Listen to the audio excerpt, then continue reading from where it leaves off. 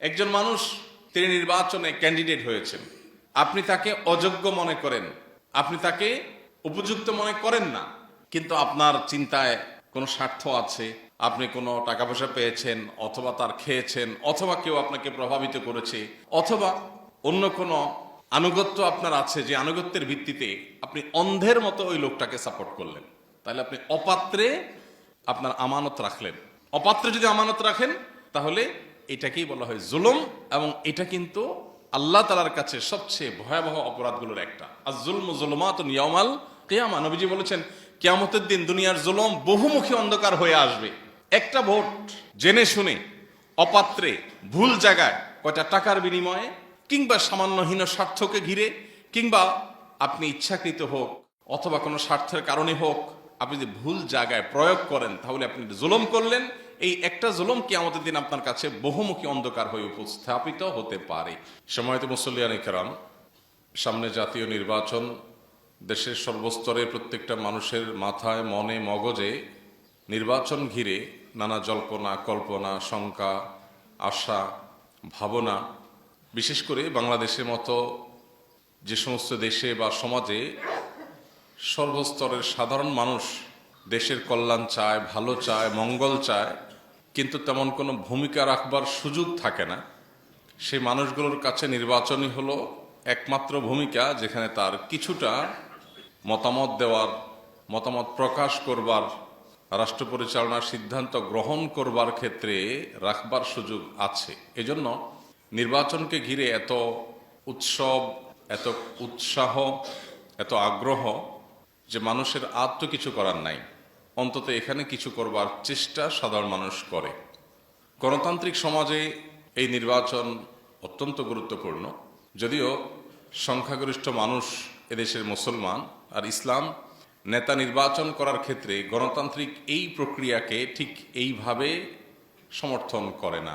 ইসলাম মানুষকে, মানুষের মতামতকে গোনার চাইতে মতামতকে ব্যক্তিভেদে মূল্যায়ন করবার মতে বিশ্বাস করে। আমরা যদি দেখি নবী করিম সাল্লাল্লাহু আলাইহি সাল্লামের ওয়াফাতের পর, তখন মুসলিম রাষ্ট্র মদিনাকে কেন্দ্র করে যেটা গড়ে উঠেছিল, সেটার খলিফা নির্বাচন করার ক্ষেত্রে কি প্রক্রিয়া অবলম্বন করা হয়েছিল, এবং তারপর আরও তিনজন খলিফা, তাদেরকে নির্বাচন করার ক্ষেত্রে কি কি প্রক্রিয়া অবলম্বন করা হয়েছিল, আমরা কোরআন এবং হাদিস, ইসলামের ইতিহাস ঘাটলে সেগুলো বিস্তারিত জানতে পারবো। শুধু একটি কথা বলেই আমরা এ বিষয়ের ইতি টেনে আমাদের মূল প্রসঙ্গে ফিরে যাব। সেটি হলো, গণতান্ত্রিক সমাজে বা গণতন্ত্রের এই পদ্ধতিতে, এই সিস্টেমে মানুষের মতামত গণনা করা হয়। অর্থাৎ একজন বিশ্ববিদ্যালয়ের শিক্ষক, তার মতামত আর একজন একেবারে খেটে খাওয়া দিনমজুর কিংবা শিক্ষা বঞ্চিত মানুষের মতামতের ভ্যালু এক। একজন বিশ্ববিদ্যালয়ের প্রফেসর পলিটিক্যাল সায়েন্স পড়ান, দেশের অনেক গুরুত্বপূর্ণ কোর জিনিসগুলো জানেন, বুঝেন, এই লেভেলের একজন মানুষ, একজন বুদ্ধিজীবী, একজন বিচক্ষণ, একজন দূরদর্শী, একজন জ্ঞানী, তার ভোটের যে মূল্য, একেবারে সাধারণ কোনো মানুষ, যিনি হয়তো শিক্ষা বঞ্চিত, যিনি হয়তো অনেক কিছু বোঝেনও না, তার ভোটের মূল্য সমান। একজনের বয়স মাত্র 18 বা 19, আরেকজন অনেক অভিজ্ঞ, অনেক পোড় খাওয়া, অনেক বিচক্ষণ, অনেক দূরদর্শী, অনেক কিছু দেখার সুযোগ হয়েছে, বোঝার সুযোগ হয়েছে। এই দুজনের ভোটে গণতান্ত্রিক সিস্টেমে কোনো পার্থক্য নাই। অর্থাৎ ভোট গণা হবে, কে দিয়েছে এটা গুরুত্বপূর্ণ না। এখন 10 জন সাধারণ মানুষের মতামত, কোনো কোনো ক্ষেত্রে একজন এক্সপার্টের মতামত ওই 10 জনের চাইতে গুরুত্বপূর্ণ হতে পারে কি পারে না। আমরা ইসলামের ইতিহাসে নবী করিম সাল্লাল্লাহু আলাইহি সাল্লামের ওয়াফাতের পর খলিফা নির্বাচনের সময় লক্ষ্য করেছি যে এখানে ভোট মূল্যায়ন করা হয়েছে, ভোটের কোয়ালিটি বিবেচনা করা হয়েছে, শুধু কোয়ান্টিটি না। গণতান্ত্রিক সমাজে ভোট শুধু কোয়ান্টিটি বিবেচনা করা হয়, কোয়ালিটির কোনো ভ্যালু এখানে নাই। এটা একটা পার্থক্য। এখন আপনি যে কোনো ক্ষেত্রে, আপনি একটা অফিস পরিচালনা করেন, একটা গুরুত্বপূর্ণ ডিসিশন নেবেন, তো সেখানে পলিসি মেকার, অনেক দূরদর্শী, অনেক এক্সপার্ট একজন মানুষের একটা মতামত দেখা যাবে সবার সিদ্ধান্তের চাইতে গুরুত্বপূর্ণ হতে পারে। তো এটা একটা মৌলিক পার্থক্যের জায়গা। তারপরও আমাদের দেশ, গোটা বিশ্বের বিভিন্ন দেশ আজ গণতান্ত্রিক বিধি ব্যবস্থা দ্বারা পরিচালিত, একজন মুসলিম হিসাবে আমাদের স্বপ্ন থাকা উচিত আমাদের ব্যক্তি, আমাদের পরিবার, আমাদের রাষ্ট্র তথা আল্লাহর এই সৃষ্টি জগৎ, বিশেষ করে এই পৃথিবী, কোরআন এবং হাদিস আমাদেরকে যে পদ্ধতি বাতলে দিয়েছে সেই পদ্ধতি অনুযায়ী পরিচালিত হবে। এই স্বপ্ন, এই আগ্রহ একজন মুসলমান হিসেবে প্রত্যেকের মনে লালন করা উচিত এবং কর্তব্য। এবার আসুন মূল প্রসঙ্গে ফিরে আসি। গণতান্ত্রিক সমাজে যেহেতু নির্বাচনটাই সবচেয়ে গুরুত্বপূর্ণ, এই জন্য নির্বাচনকে ঘিরে আমাদের উৎসাহ বা আমাদের আগ্রহ, উৎসব এগুলোর কোনো শেষ নাই, বিশেষ করে যখন আমাদের আর কিছু করার থাকে না। পৃথিবীর অনেক উন্নত দেশ আছে, যেমন সুইজারল্যান্ডের কথা আমি বিশেষভাবে বলতে পারি, সেখানে যাওয়ার সুযোগ হয়েছে আমার এবং সেখানকার সমাজের কিছু প্রচলিত সিস্টেম সম্পর্কে জানার সুযোগ হয়েছে। সেটা লক্ষ্য করলে দেখা যায় যে তাদের একটা সোসাইটিতে, একটা ছোট্ট সমাজে কোনো একটা কিছু করবে, সেখানে সমাজ যারা বসবাস করে সে বাসিন্দাদের মতামতটা সবচেয়ে গুরুত্বপূর্ণ থাকে। এখানে একটা স্কুল হবে কি হবে না, প্রত্যেকের কাছে ডাকের মাধ্যমে, পোস্ট অফিসের মাধ্যমে চিঠি চলে যায়, সে আবার তার মতো করে ভোট দিয়ে দেয়। এই এলাকার বাসিন্দাদের মতামত অনুযায়ী সবকিছু হবে এখানে, অন্য কারোর কথা এটা চলবে না। জনপ্রতিনিধি চাইলেন আর এখানে উনি একটা স্কুল করলেন, উনি একটা মসজিদ করলেন, একটা মাদ্রাসা করলেন, রাস্তা করলেন, একটা কিছু করলেন না, এত সহজ না। এলাকাবাসী ছোটখাটো বিষয়গুলোর জন্য ছোটখাটো ভোট হয়, তাদের মতামতের ভিত্তিতেই সেখানে সবকিছু হয়। তো আমাদের দেশে যেহেতু অন্য কোনো ক্ষেত্রে আমাদের আর মতামত নেওয়ার সুযোগ নাই, 5 বছরে একবার সুযোগ আসে, সেটাও আবার অনেক সময় দেখা যায় দীর্ঘকাল সুযোগ হাতছাড়া হয়ে যায়। এজন্য আমাদের উৎসাহের শেষ নাই শুধুমাত্র ভোটকে ঘিরে। এক্ষেত্রে সারা বিশ্বের ওলামায়ে কেরামের মূল্যায়ন হলো, অবজারভেশন হলো, যে সমাজ, যে রাষ্ট্র গণতান্ত্রিক সমাজ, যেখানে গণতন্ত্র প্রচলিত আছে, বিকল্প কোনো কিছু নেই, সেখানে যদি কোনো নির্বাচনে কোনো ভোটার তিনি যদি কোনো ভোট দেওয়া থেকে বিরত থাকেন এবং এর ফলে অন্তত একটা মন্দ মানুষ, একটা খারাপ মানুষ নির্বাচিত হওয়ার সুযোগ তৈরি হয়, তাহলে সেক্ষেত্রে এটা সন্দেহাতীতভাবে একটা ভুল সিদ্ধান্ত। অনেকেই আছেন যারা মনে করেন যে আমি তো গণতান্ত্রিক এই প্রক্রিয়াটাকেই পছন্দ করি না, সো আমি ভোট দিলাম না।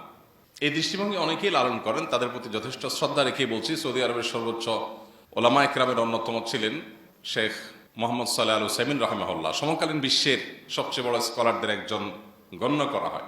তিনি পরিষ্কারভাবে মতামত দিয়েছেন, কোন সমাজে যখন ভোটাভুটির সিস্টেম থাকে, গণতান্ত্রিক এবং নির্বাচনের পদ্ধতি প্রচলিত থাকে, সেখানে তুলনামূলক ভালো মানুষটাকে নিজের ভোট দেওয়া এটা ভোটারের কর্তব্য। তুলনামূলক ভালো মানুষকে যদি আপনি ভোটটা না দেন, আপনার মতটা আপনি না দেন, তাহলে দিন শেষে কি হবে? দিন শেষে এই ন্যারেটিভ, এই মতামতের ভিত্তিতে যে ন্যারেটিভ বিল্ড হয়, যে ন্যারেটিভ প্রতিষ্ঠিত হয়, সেটা অন্যায় সমাজের মধ্যে ঝেঁকে বসার ক্ষেত্রে আরো বেশি সহায়ক হবে। দিন শেষে খারাপ মানুষরা বলবে, কই এই যে এত পার্সেন্ট ভোট পাওয়া গেছে, অতএব মানুষ তো এটাই চায়, বোঝা যাচ্ছে। আপনি যে কি চান সেটা তো আপনি বোঝাবার কোনো সুযোগ তৈরি করেন নাই।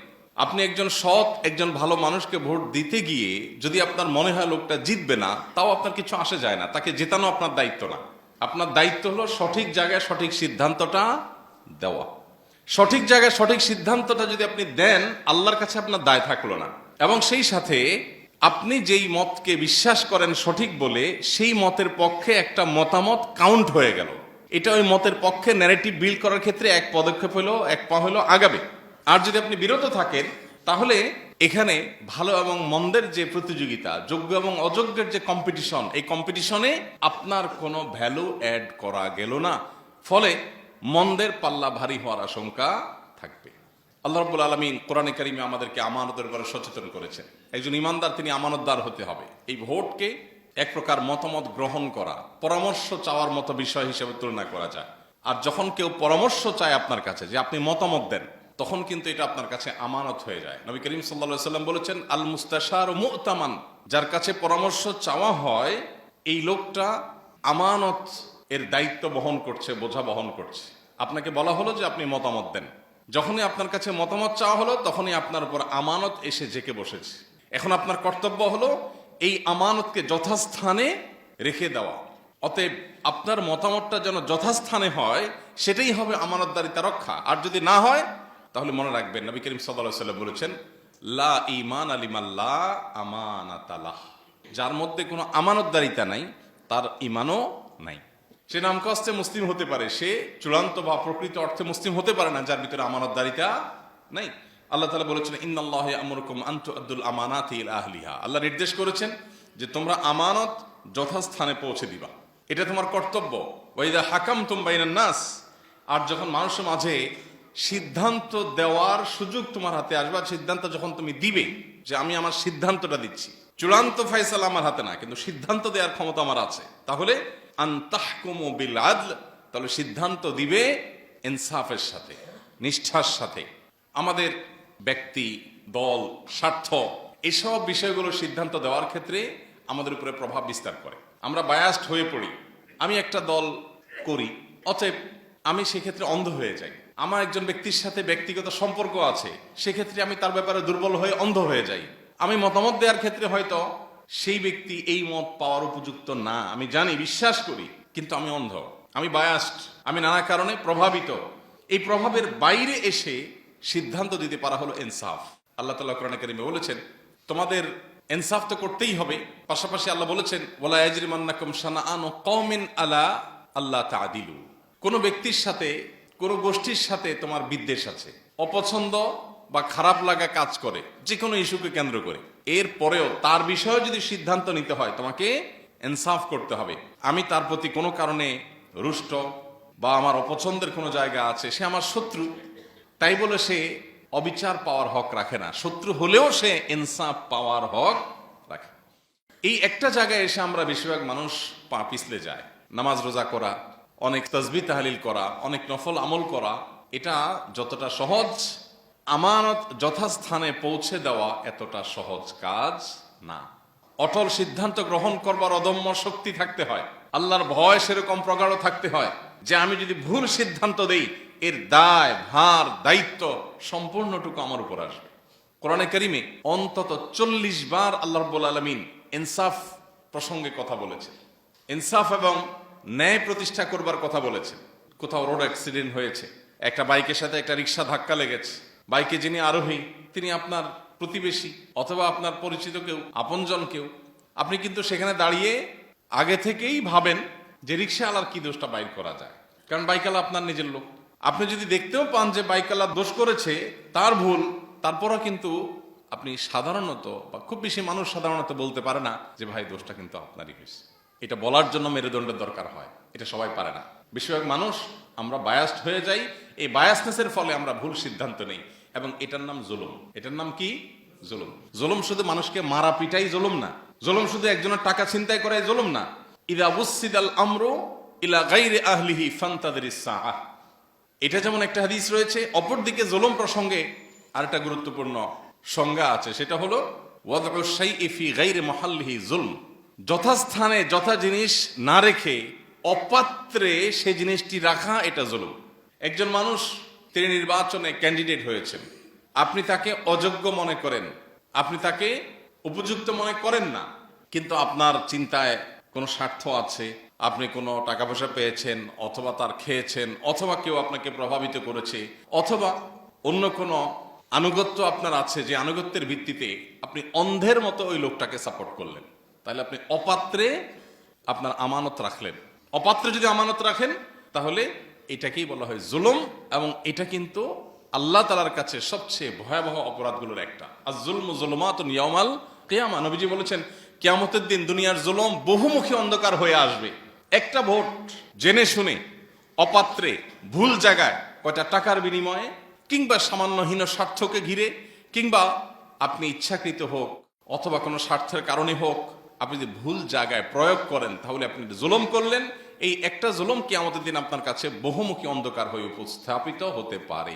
এই জন্য আল্লাহর ভয় আমাদের মধ্যে সর্বাগ্রে থাকতে হবে, দায়িত্বশীলতার বোধ আমাদের মধ্যে থাকতে হবে, এবং আমানতদারিতার বোধ আমাদের মধ্যে থাকতে হবে। কোরআনে কারীমে আল্লাহ তাআলা 18 নম্বর পারার একেবারে শুরুতে সূরা মুমিনুনে প্রথম কয়েকটি আয়াতে আল্লাহ তাআলা মুমিনদের বেশ কয়েকটি বৈশিষ্ট্য বলেছেন। এর ভিতরে একটা বৈশিষ্ট্য হলো ওয়াল্লাযীনা হুম লিআমানাতিহিম ওয়া আহদিহিম রাউন, যে ঈমানদাররা তাদের আমানত এবং অঙ্গীকার, প্রতিশ্রুতি, এগুলোকে রক্ষা করে, আমানত নষ্ট করে না, প্রতিশ্রুতি ভঙ্গ করে না, এরাই হলো সফল ঈমানদার। উলাইকা হুমুল ওয়ারিসুন আল্লাযীনা ইয়ারিসুনাল ফিরদাউসা হুম ফিহা খালিদুন, এই মানুষগুলোই জান্নাতুল ফিরদাউসের অধিকারী হবে যারা দুনিয়াতে আমানত রক্ষা করতে পেরেছে। আল্লাহ আমাদের সবাইকে সেই তৌফিক দান করুন। প্রিয় ভাইরা আমার, এই জায়গাটাতে এসে আমরা যেন কোনো ভুল কাজ না করি। আমি আবারও বলছি, অনেক ওলামা একরাম আছেন যারা গণতান্ত্রিক এই প্রক্রিয়ার সাথে একমত না হওয়ার কারণে অথবা ইসলামের দৃষ্টিকোণ থেকে গণতন্ত্র বা গণতান্ত্রিক সমাজ যেভাবে পরিচালিত হয় সেটার সাথে কোরআন এবং হাদিসের সব অনেক ক্ষেত্রে মৌলিক অনেকগুলো ক্ষেত্রে বিরোধ থাকার কারণে অনেকেই ভোট দেওয়ার ব্যাপারে অনুমোদন দেন না, মনে করেন যে না, ভোট থেকে বিরত থাকার মধ্যেই কল্যাণ। এটা একটা মত, একটা ইস্তিহাদ, কারোর ইস্তিহাদ, কারোর মতামত, কারোর গবেষণা থাকতেই পারে। তবে আমরা যেটা বলেছি যে আরব কিংবা আমাদের দেশ বা অন্যান্য দেশের সংখ্যাগরিষ্ঠ আলেমদের মত এটা না। সংখ্যাগরিষ্ঠ আলেমদের মত হলো যে আপনার হাতে যে অপশন আছে এই অপশন ব্যবহার করে ভালোর পথে, কল্যাণের পথে, একজন মুসলিম হিসাবে ইসলামের পথে, ইমানের পথে আপনার প্রচেষ্টাটা গুরুত্বপূর্ণ। কি হবে সেটা আপনার দায়িত্ব না, চেষ্টাটা আপনাকে করতে হবে।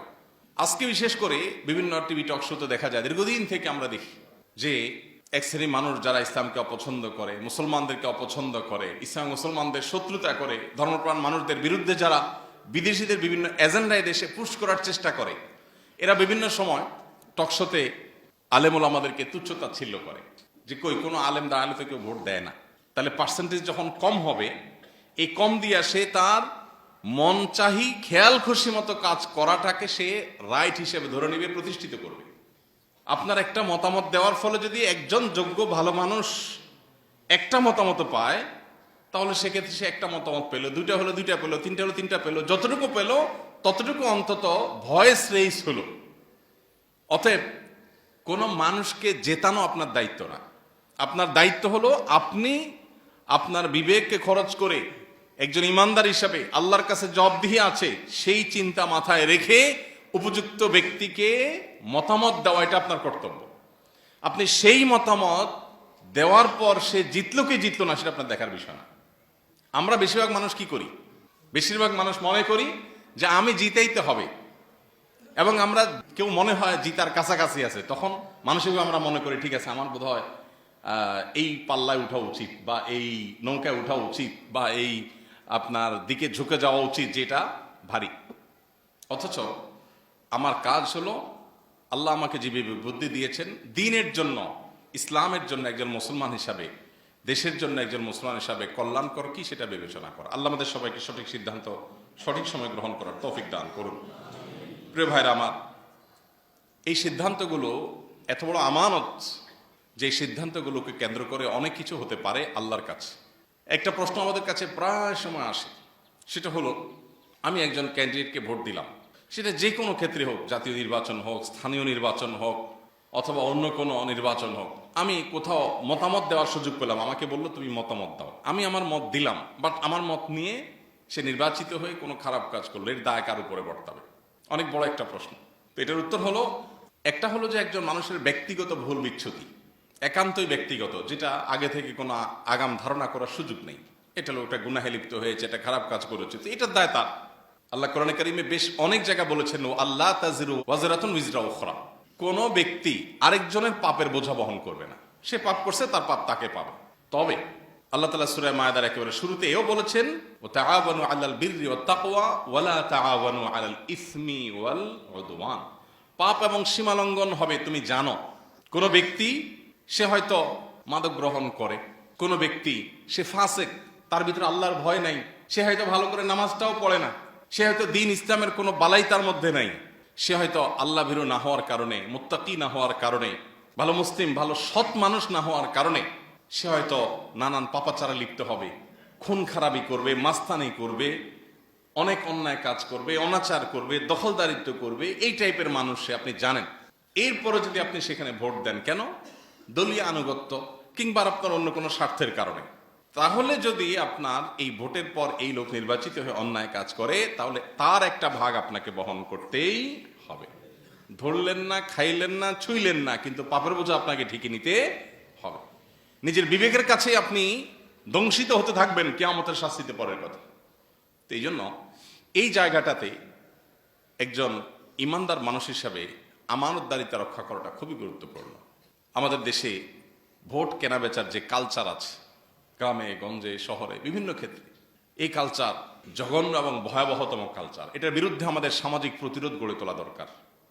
টাকা দিয়ে কেউ যেন অন্তত কোনো মানুষের মতামত কিনতে না পারে। প্রচলিত আইনে যেরকম নিষিদ্ধ, একইভাবে শরিয়ার দৃষ্টিকোণ থেকে এটা এত বড় জঘন্য অপরাধ। একটা মানুষ আমানতের খেয়ানত করলো, এটা একটা অপরাধ। আবার মতামত দিতে গিয়ে ঘুষ গ্রহণ করলো, এটা কিন্তু ঘুষ। আপনি চিন্তা করলেন, আমি তো সারা বছর ঘুষ খাওয়ার সুযোগ পাই না, ওই বেটা নির্বাচিত হইয়া গম চুরি টিন চুরি সব করবে, আমি একটু ভোটের সময় 500, 1000, 2000 খাইলাম, তাহলে দিন শেষে এটা চোরের দেশ বলা যাবে। এই ট্যাগ যদি আপনি শুনতে আপনার খারাপ না লাগে তাহলে আপনি খাইতে পারেন, কিন্তু দায় আল্লাহর কাছে ঠিকই নিতে হবে। ডাবল গুনাহ, একদিকে ঘুষ গ্রহণের গুনাহ। আমরা ঘুষ মনে করি শুধুমাত্র ওই চাকরি বাকরি যারা করে, সরকারি বিভিন্ন পদের জন্য জায়গায় যারা থাকে, গুরুত্বপূর্ণ পোস্টে থাকে, তারা হয়তো বিভিন্ন সুবিধা দিয়ে যে টাকা গ্রহণ করে এটাকে ঘুষ মনে করি আমরা। ভোটের বিনিময়ে যেই টাকা বা সুবিধা গ্রহণ করা হয় এটাও কি ঘুষ। এবং শুধু ঘুষ না, এখানে একটা অপরাধ না, শুধু আমানতের খেয়ানত আবার ঘুষ গ্রহণ, এই দুইটা অপরাধ, এটা কিন্তু আপনার এর দায় বহন করতে হবে। এই জন্য আল্লাহ তাআলা ভয় আমাদের মধ্যে থাকা গুরুত্বপূর্ণ। আমরা যতদিন মুত্তাকি না হব ততদিন দেশের পরিবর্তন, দেশের পরিস্থিতির চেঞ্জ হবে না। যারা একটু ট্রাভেল করেছেন, টুকটাক বিভিন্ন দেশে যাওয়ার যাদের অভিজ্ঞতা আছে, তারা বলতে পারবেন আমরা কোথায় দাঁড়িয়ে আছি, এই দেশটা কোথায় দাঁড়িয়ে আছে। পৃথিবীর এমন কোন দেশ, আমি ট্রাভেল করে আজ পর্যন্ত, আমার ট্রাভেল হিস্ট্রি খুব বেশি না, সব মিলে হয়তো 25-30টা দেশ ঘুরছি আমি। এই 25-30টা দেশের মধ্যে এমন একটা দেশ পাই নাই যেই দেশে যাওয়ার পরে মনে হয়েছে যে যাক আমার দেশটা এর চাইতে ভালো। আইন শৃঙ্খলা বলেন, নীতিহীনতা বলেন, বিচার ব্যবস্থার বিচারের কোয়ালিটি বলেন, গণমাধ্যমগুলোর অবস্থান বলেন, প্রত্যেকটা সেক্টরে, অবকাঠামোগত উন্নয়ন বলেন, রাস্তাঘাট বলেন, প্রত্যেকটা সেক্টরে পৃথিবীর যেই কটা দেশ আমরা দেখি সচরাচর সেসব দেশ থেকে আমরা পিছিয়ে আছি। অথচ এরকম বহু দেশ আছে যেগুলো আমাদের পরে দেশ গঠন হয়েছে, স্বাধীনতা আমাদের পরে অর্জন হয়েছে, বাট এখন তাদের কাছে চাকর হয়ে যাওয়ার জন্য আমাদের মন্ত্রীরা সিরিয়াল ধরে বসে থাকে যে আমাদের দেশ থেকে কিছু লোক নেন, এটার জন্য মন্ত্রীরা অপেক্ষা করে। এটা আমাদের জন্য লজ্জা। এর দায় শুধুমাত্র রাজনীতিবিদদের দিলে হবে না, এর দায় আমাদেরও আছে। যে দেশে 500-1000 টাকায় ভোট কেনা যায় সে দেশে কিভাবে ভালো পরিবর্তন হবে। এলাকাতে একটা যোগ্য মানুষ আছে, উনি নিতে চায় না, সবাই ওনাকে জোর করছে, না ভাই আপনাকে নিতে হবে। হয় না এরকম অনেক সময়? নবীজি বলেছেন কেউ যদি এরকম কোনো মানুষকে দায়িত্ব চাপিয়ে দেয় তখন সে আল্লাহর পক্ষ থেকে সাহায্যপ্রাপ্ত হয়। তার দায়িত্ব পালনের ক্ষেত্রে আল্লাহ তাকে কি করেন? সাহায্য করেন। আর যখন নিজেকেও নিজের ঢোল নিজে পিটায়, হ্যাঁ, নিজেই কর্মীদের শিখায় দেয়, স্লোগান কি হবে? অমুক নেতার চরিত্র ফুলের মতো পবিত্র, লিখে দিচ্ছে কে? নেতা। তো যে নিজের ঢোল নিজে পিটায় এবং দায়িত্ব যে ব্যক্তি যেচে নেয়, নবীজি বলেছেন আল্লাহর পক্ষ থেকে সে সাধারণত সাহায্য প্রাপ্ত হয় না। এটা হলো ইসলামের মূল কনসেপ্ট। এরপরও কোন জায়গায় যদি মনে হয় যে না, এখানে আপনি যেচে না নিলে বরং ন্যায় এবং সত্য পিছিয়ে পড়বে। অনেক সময় আমরা সফরে যাই, ট্রাভেলে যাই, নামাজ কে পড়াবে এটা নিয়ে দ্বিধাদ্বন্দ্বে পড়ে যাই, হয় না এরকম? ধরুন ফেরিঘাটে আপনি ফেরিতে উঠলেন, যদিও ফেরি এখন আস্তে আস্তে কমে গেছে, কোন একটা বাস স্টপেজে আপনি গেলেন, ব্রাহ্মমান একটা নামাজের জায়গা যেখানে টেম্পোরারি জামাত হচ্ছে, পার্মানেন্ট কোনো ইমাম নাই, তো সেখানে দেখা যায় কে ইমামতি করে ওইটা দ্বিধায় পড়ে যায়। মুসল্লিরা আছে না, অনেক মুসল্লি আছে, উনি জানে ওনার ক্যারারটা সহি, উনি যদি এখন সামনে বেড়ে না যান, এমন কেউ সামনে বেড়ে যাবে এর ক্যারারটা সহি না, নামাজই হবে না, এমন অশুদ্ধ পড়ে। তো এরকম পরিস্থিতিতে না ভাই আমি নিজে ইমাম হওয়া এটা তো উচিত না, তাহলে আমি দাঁড়ায় থাকি, এটা না। তখন আপনাকে নিজেই কি হতে হবে? ইমাম হতে হবে। কারণ আপনি নিজে ইমাম না হলে ভুলভালকে ইমাম হয়ে আপনার নামাজ তার নামাজ দুইটা নষ্ট হওয়ার আশঙ্কা আছে। তো এইরকম পরিস্থিতিতে প্রার্থী হওয়া নাজায়েজ না। আমি শুধু ইসলামের কনসেপ্টটা বললাম যে ইসলাম কিন্তু বলে যে চায় তাকে দায়িত্ব দিও না, যে চায় না তাকে যেচে দায়িত্ব দাও। গণতান্ত্রিক এই বিধি ব্যবস্থা এই সমাজে যখন যেচে দায়িত্ব দেওয়ার কালচারই নাই, সেখানে বরং কেউ যদি সত্যের পক্ষে না দাঁড়ায় সেক্ষেত্রে সত্য বরং নিভে যাবে, অসত্য বরং শক্তিশালী হবে, তখন তার দায়িত্ব আগ বেড়ে যাওয়া। কিন্তু সেই আগ বাড়াটা হবে আল্লাহর খাতিরে।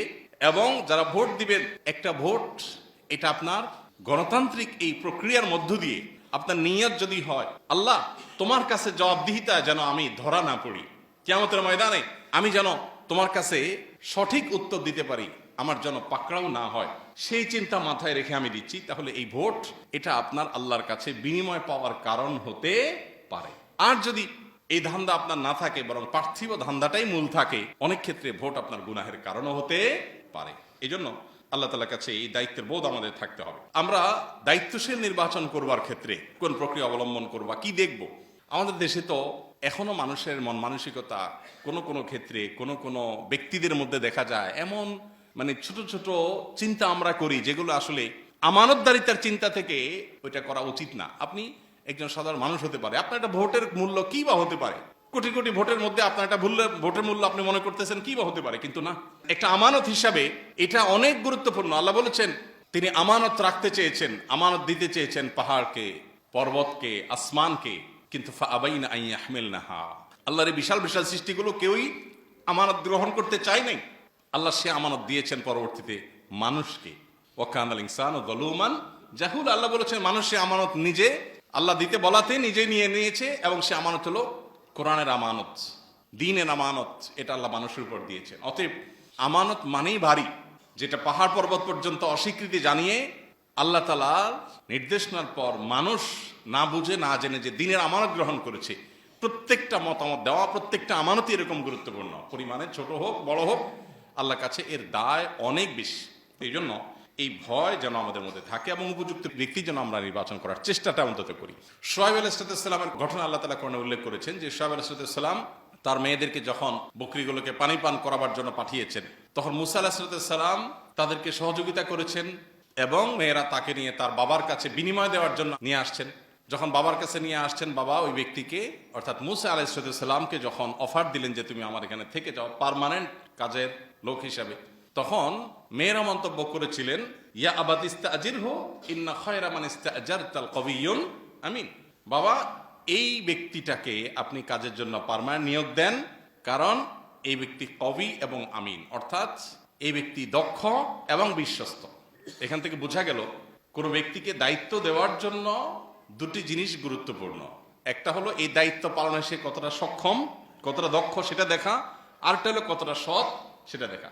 শুধু সততা এটা দায়িত্ব দেওয়ার জন্য যেমন যথেষ্ট না, আবার শুধু দক্ষতা এটাও দায়িত্বের বোঝা কারোর উপরে চাপানোর জন্য যথেষ্ট না, বরং একসঙ্গে তাকে দক্ষ হতে হয় আবার সৎ হতে হয়।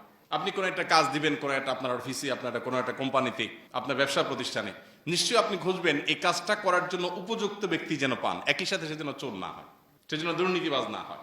একদিকে যদি হয় খুব যোগ্য শেয়ানা চালাক মানুষ, কিন্তু সে 2 নম্বর, সে যেরকম আপনার জন্য ক্ষতিকর, আবার অপর দিকে একজন মানুষ খুবই সৎ নামাজি আল্লাহ ভীরু, কিন্তু তার সে দক্ষতা নেই এই কাজটা করার মতো, তাকেও দায়িত্ব দেওয়া যথাযথ হবে না, কারণ সে দায়িত্ব নিয়ে দায়িত্ব পালন করতে পারবে না। অতএব একই সঙ্গে দক্ষতা এবং সততার সন্নিবেশ যেন ঘটানো যায়, তুলনামূলক যা আছে এর মধ্যে মন্দের ভালো কি হতে পারে সেই জিনিসটা যেন বের করা যায়, এই চেষ্টা আমাদের করতে হবে। অতএব আমি আমার আমানত এর জন্য আল্লাহর কাছে জিজ্ঞাসিত হব, সে আমানতটা আমি যথাযথভাবে পালন করছি কিনা সেটা আমার কাছে দেখার বিষয়। এর বাইরে আল্লাহ তাআলার কাছে আমার আর কোনো জবাবদিহিতা এই ক্ষেত্রে অন্তত নাই।